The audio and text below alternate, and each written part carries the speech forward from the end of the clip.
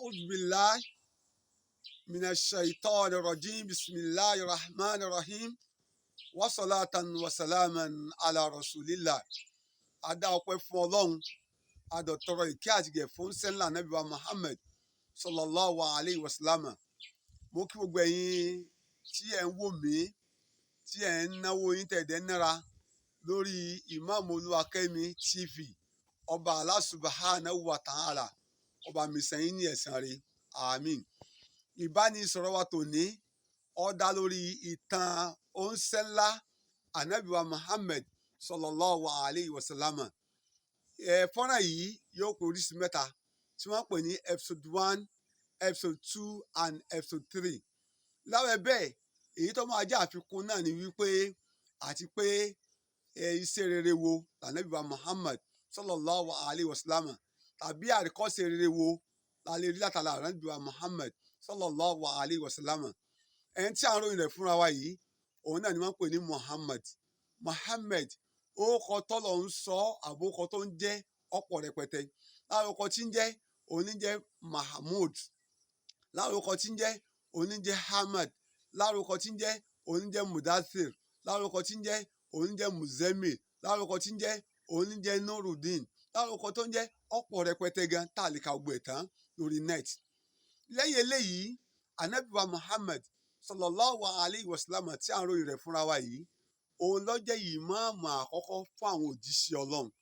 Tí a bá ń sọ nípa òjíṣẹ́, Ọlọ́run sì láṣíwájú fún àwọn òjíṣẹ́ Ọlọ́run. Ìyàtọ̀ ń bẹ láàrin Rasul wa Nabiyu. Gbogbo àwọn ànábì Ọlọ́run tọ́lọ́run rán kalẹ̀ sórílẹ̀ alààyè, ànábì ni wọ́n, tí àpapọ̀ orúkọ wọn jẹ́ Anbiyaullah, ànábì Ọlọ́run ni wọ́n. Ṣùgbọ́n nínú àwọn Anbiyau yìí, Ọlọ́run ti wá yọ Rusul nínú wọn. Nínú Rusul yẹn láti rí ànábì Musa. Nínú Rusul alayhi salatu wa salam láti rí ànábì Musa alayhi salatu wa salam. Náà láti rí ànábì wa Muhammad sallallahu alayhi wa sallam.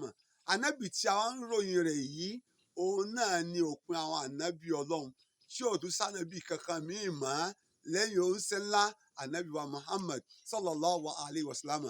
A bí ànábì ní ọjọ́ Monday la bí ànábì o. Ọjọ́ Monday tá a sì bí ànábì yìí, ó jẹ́ inú oṣù kẹta tí wọ́n pè ní Rabiul Awwal. Káwá pé Muharram, Safar, Rabiul Awwal. Inú oṣù kẹta la bí oníṣẹ́ ńlá ànábì wa Muhammad sallallahu alayhi wa sallam ní ọjọ́ kejìlá oṣù kẹta tí ń jẹ́ ọdún 570 AD lọ́dún tí a bí oníṣẹ́ ńlá ànábì wa Muhammad sallallahu alayhi wa sallam. Ànábì wa Muhammad sallallahu alayhi wa sallam tí à ń ròyìn rẹ̀ fúnra wa yìí, ó jẹ́ pé inú ọdún tí wọ́n bí yẹn wọ́n pè ní Amil Fil. Kí n mọ̀ pé o, Amil Fil, òun náà ni ọdún àwọn elérin. Ọdún elérin ni wọ́n bí oníṣẹ́ ńlá ànábì wa Muhammad sallallahu alayhi wa sallam. Ànábì tí à ń ròyìn yìí, ó jáde láti inú ilé mọ̀lẹ́bí dáadáa. Mọ̀lẹ́bí wo náà ni? Iná ni tí a ń pè ní ìran Kùrẹ́ṣí. A sì bí sí ìlú Mẹ́kà. Ìlú Mẹ́kà la bí ànábì sí, ọmọ Mẹ́kà ni. Ọmọ Mẹ́kà lànábì, ṣùgbọ́n ìran tó ti jáde ní ìran Kùrẹ́ṣí. Bákan náà, àwọn ìran Kùrẹ́ṣí yìí, Ọlọ́run ṣe wọ́n ní ọlọ́rọ̀, ó ṣe wọ́n lẹ́ni tó ní ìtẹríba, ó ṣe wọ́n lẹ́ni tí ọmọ ọ̀làwọ́, Ọlọ́run dá wọn dáa gan níparí ibẹ̀. Ànábì wa Muhammad sallallahu alayhi wa sallam tí à ń ròyìn yìí, orúkọ bàbá tó bí ní jẹ́ Abdullahi. Bàbá tó bí ní jẹ́ Abdullahi. Pé mi náà ṣe ń jẹ́ Idrees bin Abdul Wahab. Òun náà jẹ́ Muhammad bin Abdullahi. Ìyá tó bí sáyé ní jẹ́ Amina. Ìyá rẹ̀ ṣe kí ni orúkọ ìyá rẹ̀ ní jẹ́ Amina.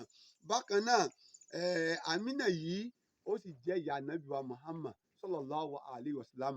Ní ìparí ibẹ̀, ànábì wa Muhammad sallallahu alayhi wa sallam ó lò ọdún 13 ní ìlú Mẹ́kà. Ọdún 13 ló lò ní ìlú Mẹ́kà. Ó sì lò ọdún 10 ní ìlú Madina. Oníṣẹ́ ńlá ànábì wa Muhammad sallallahu alayhi wa sallam nígbà tó di ọmọ 25 years ló gbé ìyàwó àkọ́fẹ́ tó kọ́fẹ́ tí ń ṣe ìyá ńlá wa Khadija radiyallahu ta'ala anha. Ọlọ́run bá ṣàlékún ìyá wa Khadija. Nígbà tí ànábì wa Muhammad sallallahu alayhi wa sallam tó di ọmọ 40 ọdún, ìlò di Ọlọ́run ránṣẹ́ sí pé ó di ànábì Ọlọ́run. Ló bẹ̀rẹ̀ sí polongo sí Ọlọ́run káàkiri, lórí kẹlímà la ilaha illallah ṣùgbọ́n gbogbo ayé tí ó ń ṣe ńlá Ànábì wa Muhammad sallallahu alayhi wa sallam tó lò láyé wọn kò sọjọ́ bí o àṣírí àwọn sábàlì kram tí wọ́n sọjọ́ bí Ànábì wa Muhammad sallallahu alayhi wa sallam kò sáàyè náà láyé torí pé ẹni tọ́lọ́run rán sí gbogbo ayé ni kàfátàn nítorí ìdílé yìí àríkọ́ṣe wo la fẹ́ látara Ànábì wa Muhammad sallallahu alayhi wa sallam nínú àyá al-Qur'an ọlọ́run laqad kana fi rasulillahi uswatun hasana lẹ́yìn ìgbà tá a wá sọ lọ sọ́dọ̀ ọlọ́run níbi lábúrò ẹni ẹ̀kọ́ ẹni òfò ẹni kàlákà àwa bẹ̀rẹ̀ pẹ̀lú orúkọ ọba Allah náà ọba òun náà lọ́ba àjọkẹ́ ayé lọ́ba àsàkẹ́ ọ̀run ọlọ́run ní ìrẹ́ Ànábì wa Muhammad sallallahu alayhi wa sallam máa ṣàlàyé fún àlùmọ̀ rẹ èmi ń bẹ nínú wọn ìwọ náà ń bẹ nínú wọn wípé laqad kana fi rasulillahi uswatun hasana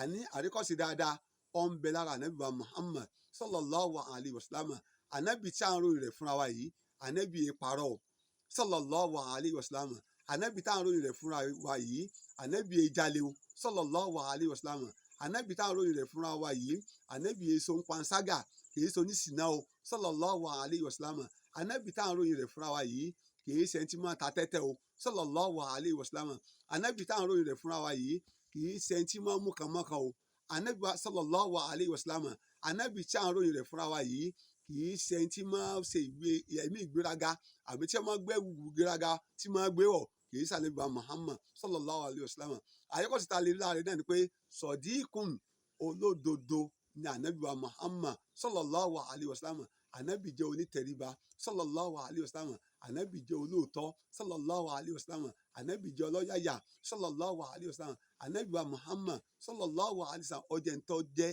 náwó tó jẹ́ pé atọrẹ ni òun náà máa ń fúnni kì í pàkámú owó rẹ̀ ẹ̀yin ọmọ ìyá mi nínú Islam tí a jọ ń pera wa ní muminat ẹ̀dá kan ẹ jẹ́ ká bẹ̀rẹ̀ Ọlọ́run ká sì wo àríkọ́sí rere tá a lè rí ara oníṣẹ́lá Ànábì wa Muhammad sallallahu alayhi wa sallam wọn bá tá a gbọ́ yìí Ọlọ́run yóò fi àlùbáríkà sí fún wa á dẹ̀ máa mú àyà yìí lò pé laqad kana fi rasulillahi uswatun hasana àríkọ́sí dáadáa ó ń bẹ lára Ànábì wa Muhammad sallallahu alayhi wa sallam ibikíbi táwa náà bá wà ẹ jẹ́ kí wọ́n rí pé mùsùlùmí òdodo mùsùlùmí dáadáa alálùbáríkà ni wá pé àwa náà fi ẹsẹ̀ lé ẹsẹ̀ oníṣẹ́lá Ànábì wa Muhammad sallallahu alayhi wa sallam ọba Allah subhanahu wa ta'ala wọ́n ṣàì gbàdúrà ẹnìkọ̀ọ̀kan wa o subhana rabbik rabbil izzati amma yasifun wassalam alal mursalin walhamdulillahi rabbil alamin.